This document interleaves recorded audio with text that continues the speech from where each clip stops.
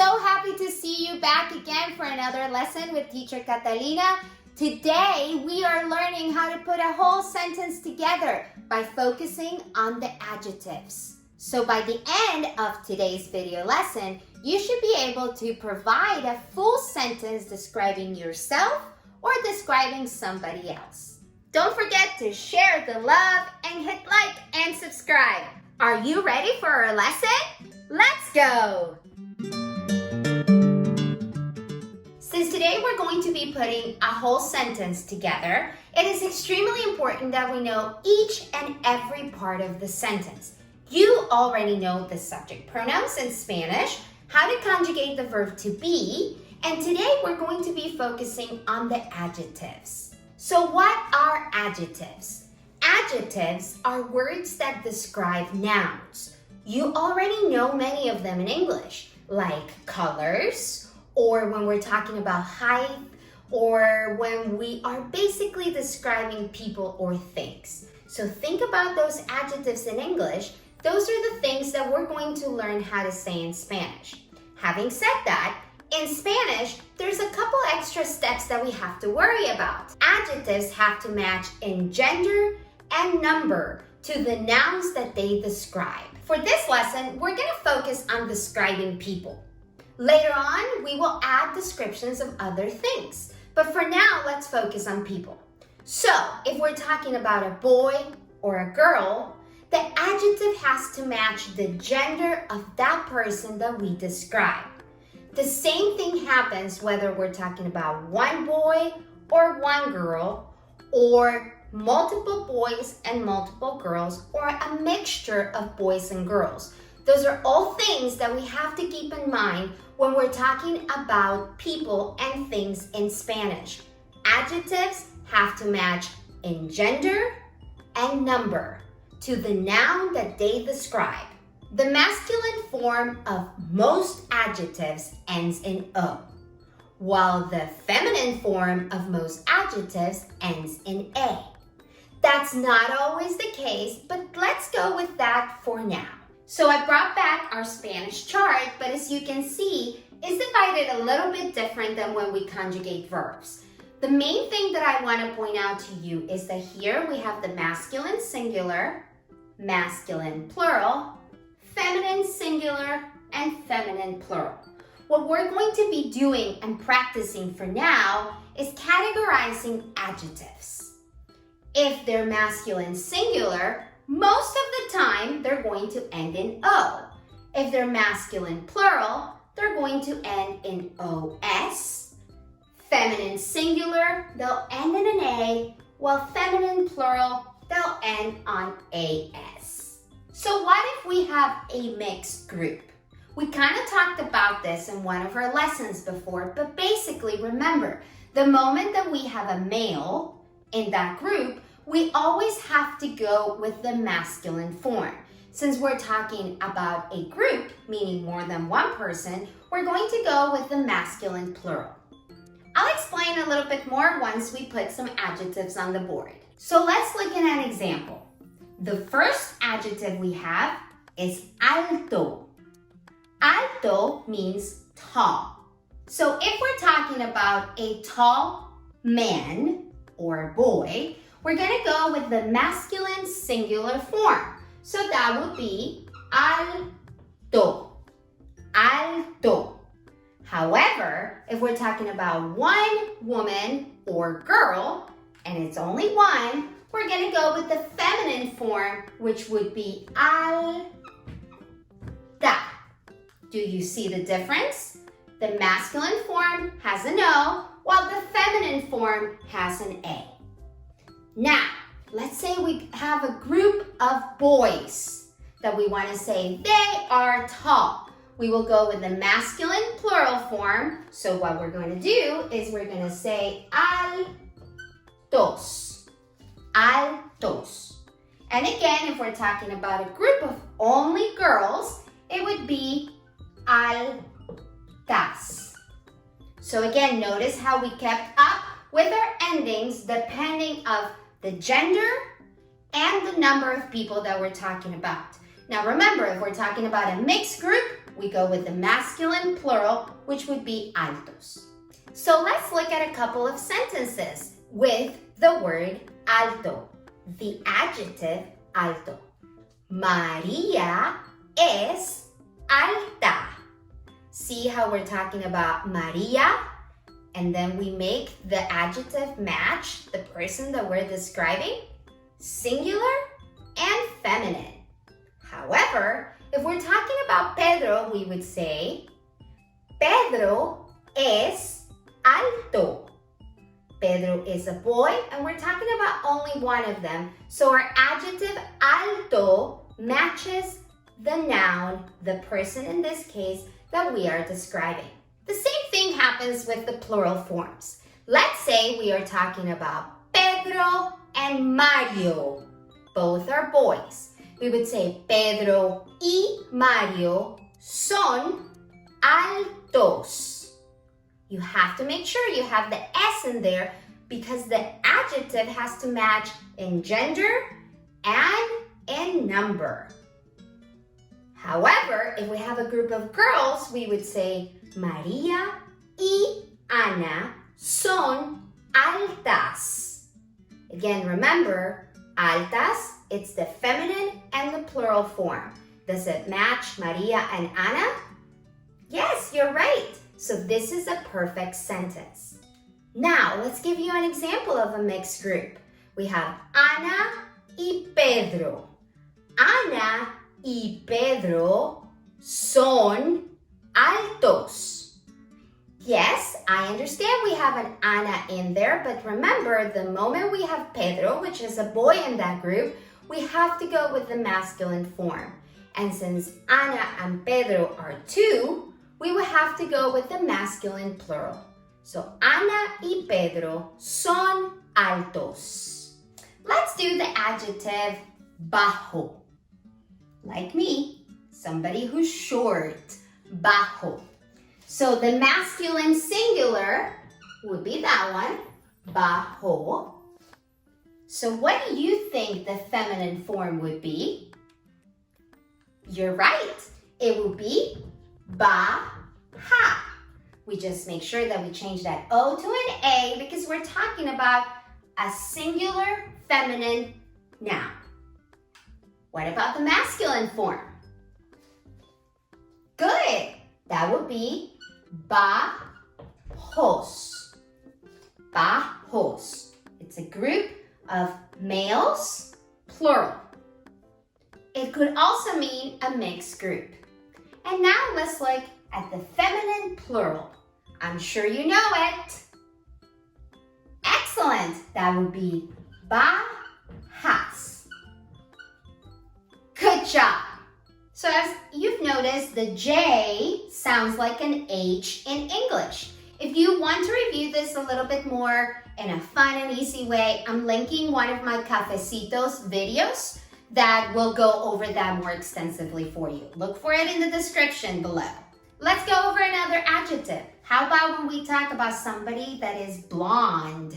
We will say rubio. Rubio for the masculine singular. Feminine would be rubia. Rubia. So we have rubio and rubia. Masculine plural, rubios, rubios. And feminine plural would be rubias. So rubio, rubia, rubios, and rubias. That's when we want to say somebody's blonde. So I may say, Ana es rubia. But I may say, Felipe es rubio. So what if you have to deal with an adjective that doesn't end in an O? What do? It's simple. Let's look, for example, at the adjective inteligente. And I'm pretty sure you can tell what that is. Inteligente, intelligent. Inteligente ends in an E. So how do you make it masculine, feminine, plural, or singular? This one's going to be a little bit more simple. Basically, inteligente could be used for masculine singular, but it can also be used for the feminine singular. Basically, it doesn't change in gender. Whether we're talking about María es inteligente or Pedro es inteligente, inteligente stays the same way. The only time inteligente, intelligent, is going to change is when we're talking about more than one person, because we have to make it plural. So how do we make inteligente plural? We simply add an S. So it will become inteligentes for the masculine plural, or a mixed group like we've discussed before, or inteligentes if we're talking about a group of all girls. Again, when it comes to an adjective that ends in an E, or basically does not end in an O, you're simply going to change it from singular to plural. Check this out. María y Pedro son inteligentes. María y Ana son inteligentes. No change in gender. So what if the adjective ends in a consonant? Basically, a letter that is not a vowel. What do you do? Let's look at that. We have the adjective joven, young. Joven, it ends in an N. So for the masculine form, we're going to keep it that same way. For the feminine form, we're also going to keep it as joven. Again, we're not going to change the gender.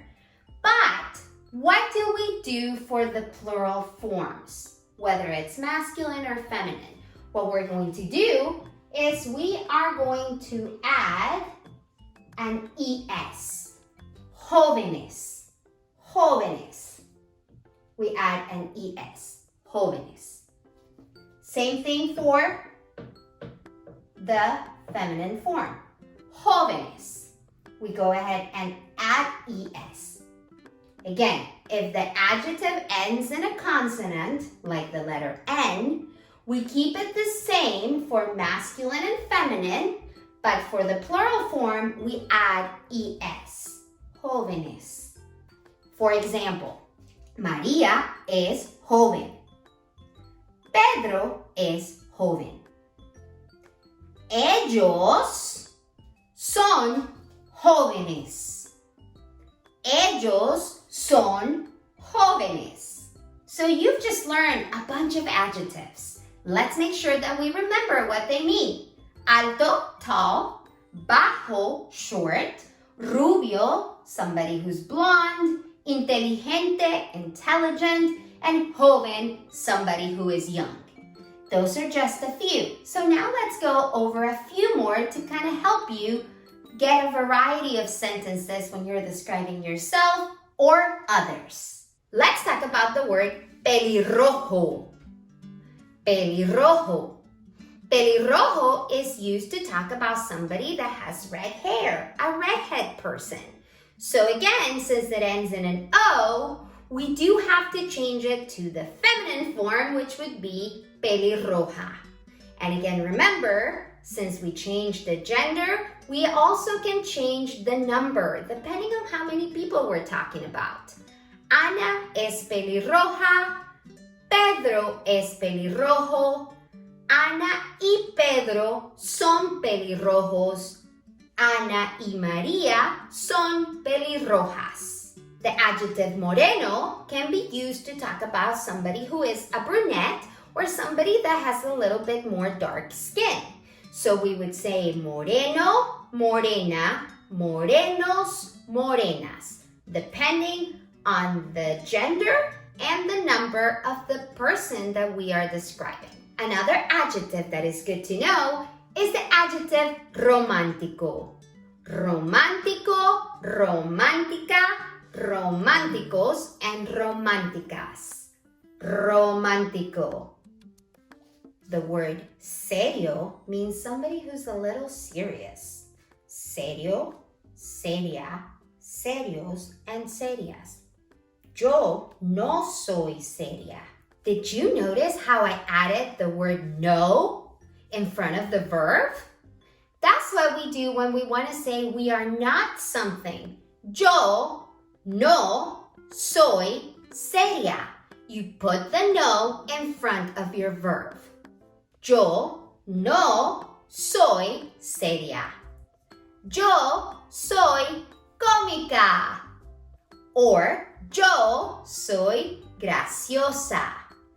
Cómico and gracioso mean funny.